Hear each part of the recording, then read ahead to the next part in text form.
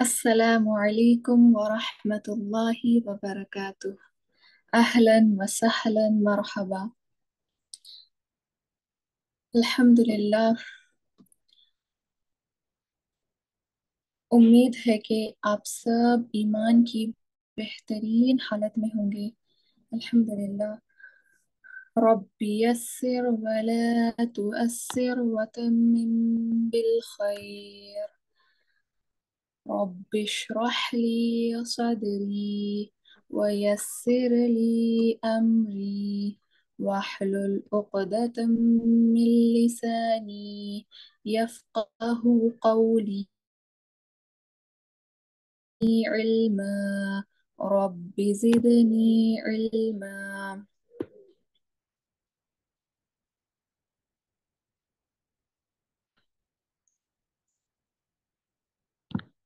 الحمد للہ. الحمد للہ کثیرن. آج ہمارا ڈے 2 ہے. اللہ سبحانہ و تعالی ہمیں اسی طرح استقامت دے اور تمام رکاوٹوں سے ہماری حفاظت کر کر ہمیں استقامت دے. آمین. آج کی حدیث دیکھتے ہیں. رسول اللہ صلی اللہ علیہ وسلم نے فرمایا، ان سے روایت ہے، روایت کرتے ہیں، میں نے رسول اللہ صلی اللہ علیہ وسلم سے سنا، جو شخص علم دین کی تلاش میں کوئی راستہ چلے، اللہ تعالیٰ اس کے لیے جنت کا راستہ آسان کر دیتا ہے، اور فرشتے طالب علم سے خوش ہو کر اس کے لیے اپنے بازو یعنی کہ فیدرز، ونگز بچھا دیتے ہیں. آسمان و زمین کی ساری مخلوق یہاں تک کہ مچھلیاں بھی پانی میں طالب علم کے لیے مغفرت کی دعا کرتی ہیں. سبحان اللہ.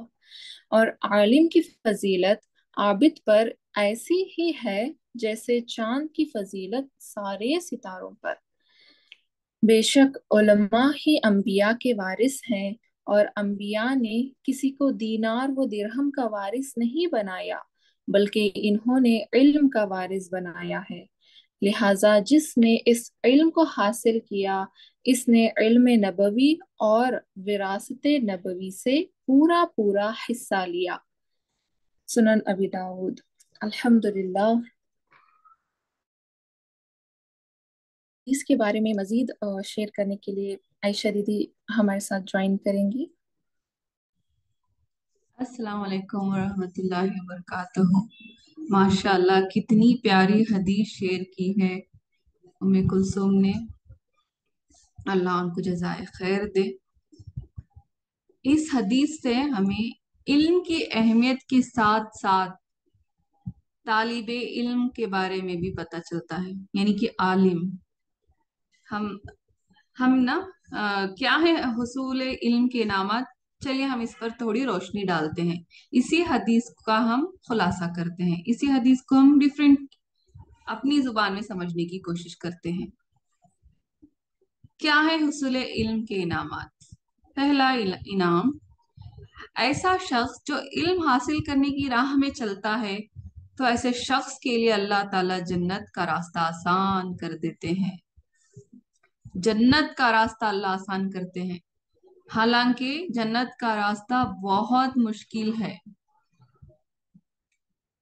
دوسرا انعام حصول علم کا دوسرا انعام، فرشتے اس شخص کے لیے اپنے پر بچھا دیتے ہیں. اس شخص کے راستے میں فرشتے پر بچھا دیتے ہیں. ان شارٹ ہمیں فرشتوں سے پروٹوکول ملتا ہے. اس سے پتا چلتا ہے نا کہ طالب علم کا کتنا بلند مقام ہے.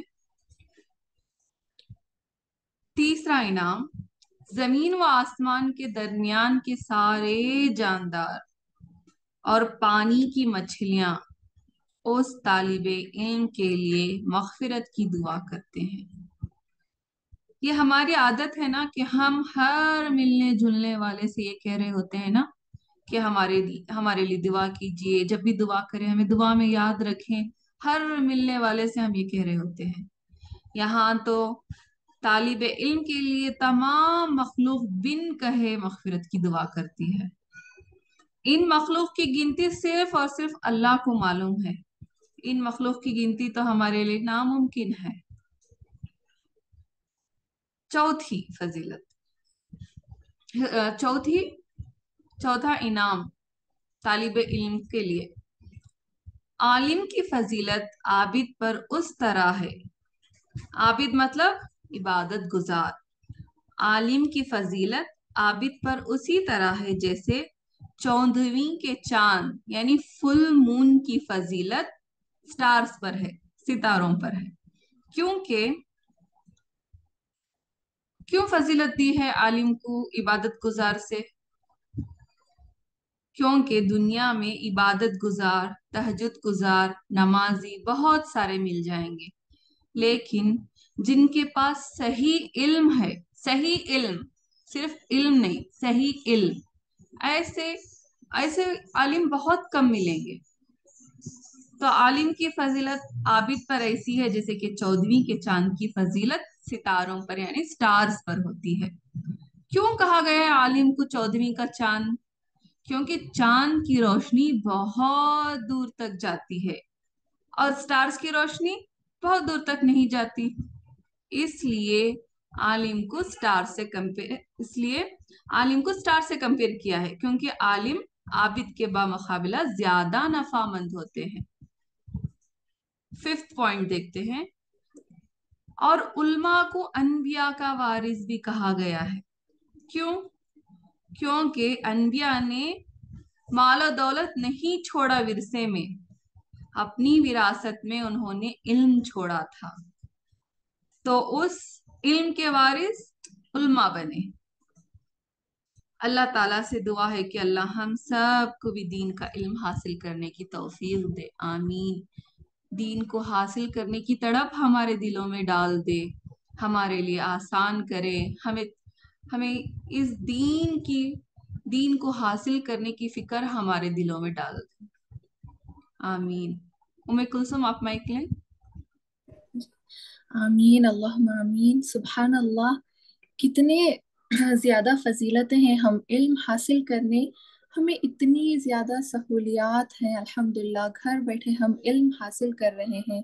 पहले तो आ, सिर्फ हदीस कंपाइल करने यानी कि हदीस कलेक्ट करने के लिए एक बस्ती से दूसरी बस्ती सफर करते थे स्कॉलर्स। इल्म की अहमियत जो आयशा दी कह रहे थे कि सही इल्म आए तभी हम उस पर अमल का। इमाम इब्न हजम रहमहुल्लाह का एक वाकया है कि वो कहते हैं कि मैं एक दफा मस्जिद गया। मस्जिद में जाकर बैठ बैठ गया। किसी ने कहा, ए जाहिल इंसान, मस्जिद में आके बैठ गए हो, उठो तहियतुल मस्जिद पढ़ो। तुम्हें नहीं पता मस्जिद में आते ही तहियतुल मस्जिद पढ़ते हैं? तो इन्हें बहुत बुरा लगा, ये एकदम ऑफेंड हो गए यानी कि अपसेट हो गए कि इन्होंने मुझे जाहिल कह दिया। अ, फिर ये उठकर तहियतुल मस्जिद पढ़े। फिर ये उस वक्त की कहानी करीब थे। फिर नेक्स्ट टाइम ये अगली दफा मस्जिद में गए। फिर तहियतुल मस्जिद के 2 रकात पढ़ी। फिर सलाम फिरने के बाद फिर किसी ने कहा, क्या तुम जाहिल इंसान हो? मगरिब का वक्त करीब है। असर के बाद ये मकरूह वक्त है। तुमने 2 रकात पढ़ ली। क्या तुम्हें पता नहीं ये वक्त मकरूह वक्त है? तो ये कंफ्यूज हो गए कि एक कह रहे हैं कि तहियतुल मस्जिद पढ़ो, दूसरे कह रहे हैं कि ना पढ़ो। ये उन्हें बहुत इस चीज की शर्मिंदगी हुई कि मुझे इतनी चीजें भी नहीं पता हैं क्या। फिर 26 की ईयर्स में थे वो, कि उन्हें वो कहते हैं कि मैं 26 साल की उम्र का था। मुझे इतना नहीं पता था कि इमाम के पीछे अगर नमाज पढ़ रहे हो, अगर कुछ एक रकात छूट गई हो तो उसको कैसे कंप्लीट करना है। इन सब बातों से उन्हें बहुत शर्मिंदगी होनी शुरू हो गई। तो उन्होंने अपने 30s में इल्म हासिल करना शुरू किया। फिर उन्होंने इतना इल्म हासिल किया, सुभान अल्लाह। आज कोई मुफ्ती नहीं बन सकता। आज कोई भी मुफ्ती बन नहीं सकता जब तक कि उनकी किताब अल मुहल्ला ना पढ़ ले। सुभान अल्लाह। आज हम क्या सोचते हैं कि हम लेट हो गए हैं, नहीं अब तो एज हो गई है, اب स्टार्ट करना मुश्किल है। ये सब शैतान की तरफ से वसवसे हैं। अबू बकर रजी, तो तब वो आलिम दीन तो नहीं थे, लेकिन फिर भी जैसे ही उन्होंने इस्लाम कबूल किया, उन्होंने अगले दिन ही बहुत सारे सहाबा, जिसके उस्मान बिन अफ़्फ़ान रजी अल्लाह अन, अब्दुर्रहमान बिन औफ रजी अल्लाह अन, साद बिन अबी वक्कास रजी अल्लाह अन, तलहा बिन उबैदुल्लाह रजी अल्लाह अन, जुबैर रजी अल्लाह अन, इन सारों ये छह सहाबी भी अशरा मुबश्शिरा में हैं। सुबहान अल्लाह, इन छह लोगों को भी कन्विंस किया, फिर नबी करीम सल्लल्लाहु अलैहि वसल्लम के पास लेकर आए और इस्लाम कबूल कर। लेकिन सुबहान अल्लाह, उनकी मेहनत, अब हम ये दीन का काम हमने भी स्टार्ट किया है, तो इसमें बहुत सारी रुकावटें आएंगी। शैतान हमारे दिल में डालेगा कि तुम कौन से आलिम दीन हो कि तुम ये दीन का काम करने चल पड़े हो। ऐसे सवालात आएंगे। इंशाल्लाह हम अ, अल्लाह सुब्हानहू व तआला से इस्तिकामत की दुआ करते हैं, फिर दीन की समझ के लिए इंशाल्लाह दुआ करते हैं। आप सब लोग भी अल्लाहुम्मा फक्किहनी फिद्दीन, अल्लाहुम्मा फक्किहनी फिद्दीन, अल्लाहुम्मा फक्किहनी फिद्दीन। ऐ अल्लाह, मुझे दीन की समझ अता फरमा। आमीन, अल्लाहुम्मा आमीन। इसके बाद मैं आयशा दीदी कंटिन्यू करेंगे इंशाल्लाह।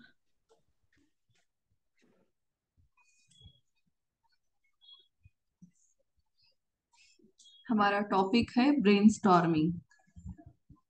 कल हमने देखा था ना कि कल हमने जाना था ना कुछ चंद अमेजिंग इंटरेस्टिंग फैक्ट्स अपने ब्रेन के बारे में, कि हमारे दिमाग में 10,000 करोड़ खलिए यानी कि सेल्स हैं, और इन एक एक सेल्स के 20,000 तक शाखें हैं, और ये शाखें 1 सेकेंड में 500 बार मिलती और बिछड़ती हैं। तो हम आज देखते हैं ना कि हम अपने दिमाग को इस्तेमाल कैसे करें। अपने दिमाग को इस्तेमाल करें या इसकी सलाहियतों को खो दें। यूज इट और लूज इट। क्या आपको पता है कि हम बमुश्किल से 5% से 25% तक ही अपना दिमाग इस्तेमाल करते हैं पोटेंशियल के एतबार से। अगर हम 60 बरस के भी हो जाए तो भी दिमाग के सिर्फ 3% खुलिए यानी कि सेल्स मरते हैं। अगर आप बड़ी उम्र के हैं तब भी शैतान को भटकाने नहीं दीजिएगा, क्योंकि वो कहता है ना, शैतान की इस उम्र में कहाँ से सीखोगे। याद रखें, आपके पास अभी भी 97% दिमाग बाकी है। जैसे जिस्म को अच्छे से काम करने के लिए, फिट रहने के लिए वर्जिश यानी एक्सरसाइज की जरूरत होती है, इसी तरह दिमाग के लिए भी वर्जिश की जरूरत होती है, एक्सरसाइज की जरूरत होती है। एक्सरसाइज जरूरी है, वरना इसके खलिए मरने लगते हैं, इसके सेल्स मरने लगते हैं।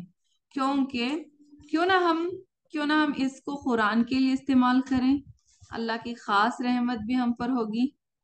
अगर कोई हमको कुन ज़हीन कहेंगे तो हम इसको कबूल नहीं करते। तो इसी तरह शैतान की भी नहीं सुनना चाहिए, जो कहता है ना कि कुरान हमारे लिए बहुत मुश्किल है। जब भी ऐसा ख्याल आए ना तो औज़बिल्ला पढ़ें और शुरू हो जाएं अपने मकसद की तरफ कदम बढ़ाएं। नेक्स्ट क्लास में हम कुछ अमेजिंग फैक्ट्स जानेंगे कि ये दिमाग कैसे काम करता है। आज हम कंटिन्यू करेंगे जो हमने कल अधूरा छोड़ा था, तस्मिया के बारे में। कुलसुम, आप माइक ले लें और तस्मिया पढ़ें।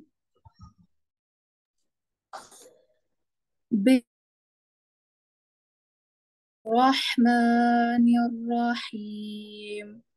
शुरू अल्लाह के नाम से जो बड़ा मेहरबान निहायत रहम वाला है।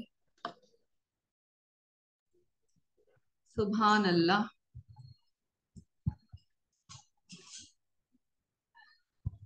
ایک حدیث کا مفہوم ہے کہ اللہ کی صرف ایک رحمت ہمیں اس دنیا میں ملی ہے جس کی وجہ سے یہ دنیا چل رہی ہے اور آپس میں پیار محبت ہمیں دکھائی دیتا ہے۔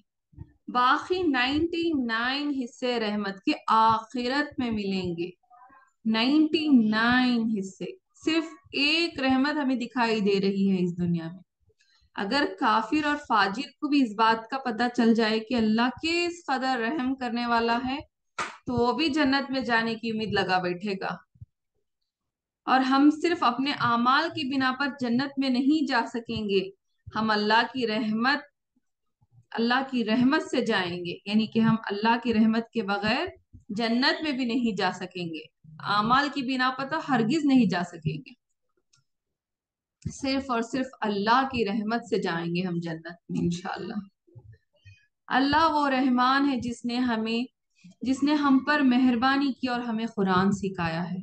یہ اللہ کا سب سے بڑا ہم پر رحم ہے نا، مہربانی ہے نا، کہ اللہ نے ہمیں اس کے قرآن کو سیکھنے کی ہمارے دل میں خواہش ڈالی۔ اللہ تعالیٰ نے ہمارے لیے قرآن کو آسان کر دیا ہے۔ اللہ تعالیٰ کا یہ احسان ہے کہ اس نے ہمیں اس ہدایت کی کتاب کو پڑھنے کا موقع دیا۔ جو بھی قرآن پڑھتا ہے نا اللہ تعالیٰ اس کو عزت دیتا ہے۔ اللہ تعالیٰ اس قرآن کے ذریعے سے لوگوں کو عزت دیتا ہے۔ جو قرآن کو امام بنائے گا اور اس پر چلے گا وہ جنت میں جائے گا، اور جو اس کو بھلا دے گا وہ جہنم میں جائے گا۔ قرآن سے جڑنا ایسا ہے جیسا اللہ سے جڑ جانا۔ یہ اللہ کا رحم ہی ہے نا کہ اس نے ہمیں ایک نیکی کا ثواب 10 سے لے کر 700 گنا تک رکھا ہے۔ اس کی مرضی، یا تو وہ 10 دے یا 700 دے۔ قرآن کی محفل تو ایسی ہے کہ اگر کوئی بغیر نیت کے کسی اور کام سے آنے والا شخص بھی اگر قرآن کی محفل میں بیٹھ جائے تو اللہ کی رحمت سے اس کو معاف کر دیا جاتا ہے۔ الحمدللہ، کتنا مہربان ہے اللہ، کتنا رحیم ہے، کتنا رحمان ہے۔ چلیے اب ہم اپنے نیکسٹ اس میں جاتے ہیں۔ قرآن کیا ہے؟ یہ 3 باتیں ہمیں ایز اے اسٹوڈنٹ ہمیں جاننی ہی چاہیے۔ کیا ہے قرآن؟ پہلی بات ہمیں جاننی ہے، قرآن اللہ کا کلام ہے۔ دوسرا، یہ محمد مصطفیٰ صلی اللہ علیہ وسلم پر نازل ہوا۔ تیسری چیز، یہ ہر اعتبار سے محفوظ ہے، اللہ نے خود اس کی حفاظت کی ضمانت لی ہے۔ وحی کیا ہے؟ اس کو جاننا ضروری ہے کیونکہ قرآن نازل ہوا ہی وحی کی صورت میں ہے۔ کیا ہے وحی؟ خفیہ اشارے کو وحی کہتے ہیں۔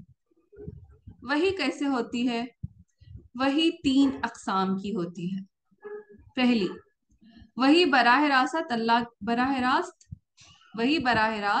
اللہ کی طرف سے، یہ الہام ہے، القاء ہے۔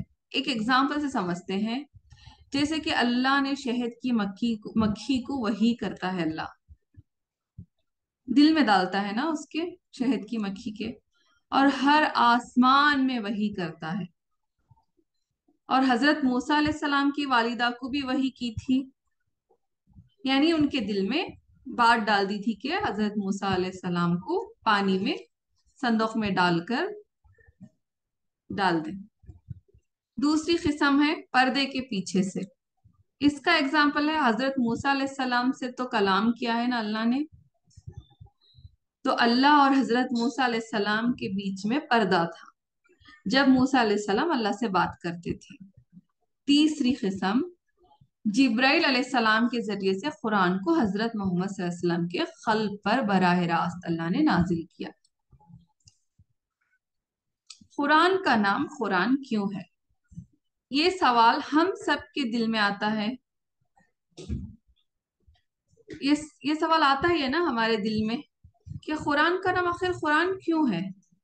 اس لیے ہے کیونکہ یہ آپس میں جڑی ہوئی ہے، ایک سورہ دوسری سورہ سے جڑی ہوئی ہے، ایک آیت سے جڑی ہوئی ہے۔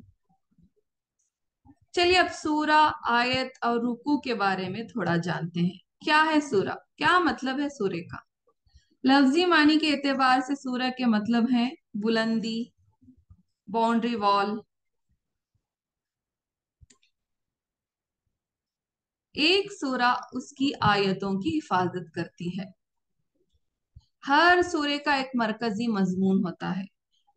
कुछ सूरतों का मरकजी मजमून जल्दी समझ आ जाता है, लेकिन तवील सूरतों का मरकजी मजमून बहुत मुश्किल है। यानी कि हमें पता नहीं चलता कि इस सूरत में क्या क्या मरकजी मजमून है।